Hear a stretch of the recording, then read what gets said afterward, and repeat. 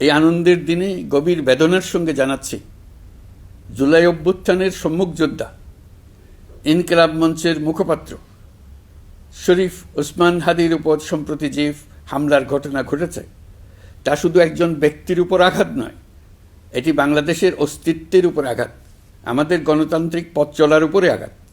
শরীফ ওসমান হাদি বর্তমানে সংকটাপন্ন অবস্থায় চিকিৎসাধীন। তাঁর চিকিৎসা ও নিরাপত্তা নিশ্চিত করতে সরকার প্রয়োজনীয় সব ব্যবস্থা গ্রহণ করেছে। ইতোমধ্যে উন্নত চিকিৎসার জন্য তাকে সিঙ্গাপুরে পাঠানো হয়েছে। আপনারা তার জন্য মহান আল্লাহ তাআলার কাছে অন্তরের অন্তঃস্থল থেকে দোয়া করুন। সরকার এই ঘটনাকে অত্যন্ত গুরুত্বের সঙ্গে দেখছে। ঘটনার সঙ্গে জড়িতদের প্রাথমিকভাবে চিহ্নিত করা গেছে। আমি দেশবাসীকে আশ্বস্ত করতে চাই, যারা এই ষড়যন্ত্রে জড়িত তারা যেখানেই থাকুক না কেন, তাদের কাউকে ছাড় দেওয়া হবে না। আমি পরিষ্কারভাবে বলতে চাই, পরাজিত শক্তি ফ্যাসিস্ট টেররিস্টদের এই অপচেষ্টা সম্পূর্ণভাবে ব্যর্থ করে দেওয়া হবে।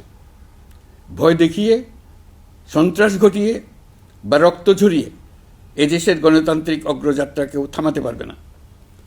আপনাদের প্রতি আহ্বান জানাই, সংযম বজায় রাখুন, অপপ্রচার বা গুজবে কান দেবেন না। ফ্যাসিস্ট টেররিস্টরা যারা অস্থিরতা সৃষ্টি করতে চায়, আমরা অবশ্যই ঐক্যবদ্ধ হয়ে তাদের মোকাবেলা করব। তাদের ফাঁদে পা দেব না। পরাজিত ফ্যাসিস্ট শক্তি এদেশের পবিত্র মাটিতে আর কোনো দিন ফিরে আসবে না। প্রিয় দেশবাসী, আমাদের তরুণদের রক্ষা করুন, তাহলেই আমরা সবাই এবং আমাদের প্রিয় মাতৃভূমি রক্ষা পাবে। যারা দেশ ছেড়ে পালিয়ে গেছে তারা বুঝে গেছে, তরুণ যোদ্ধারা তাদের পুনরুত্থানের পক্ষে ভীষণ রকম বাধা। এই অস্ত্রহীন, ভীতিহীন, ব্যক্তিগত স্বার্থ সম্বন্ধে সম্পূর্ণ উদাসীন, দৈনন্দিন এই চেহারার ছেলে মেয়েদের নিয়ে তাদের সাংঘাতিক ভীতি।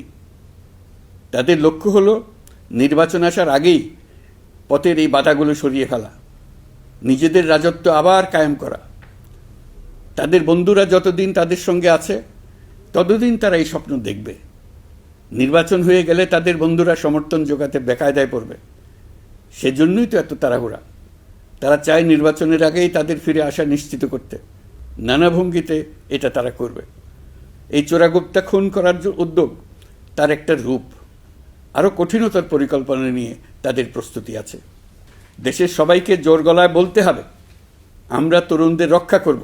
এখানে পুরনো আমলের দাসত্ব মেনে যারা আছে তাদেরকে দাসত্ব থেকে বের হয়ে আসতে হবে। উৎসবমুখর শান্তিপূর্ণ নির্বাচন করে আমরা সবাই মিলে দেশের উপর আমাদের পরিপূর্ণ দখল প্রতিষ্ঠিত করব।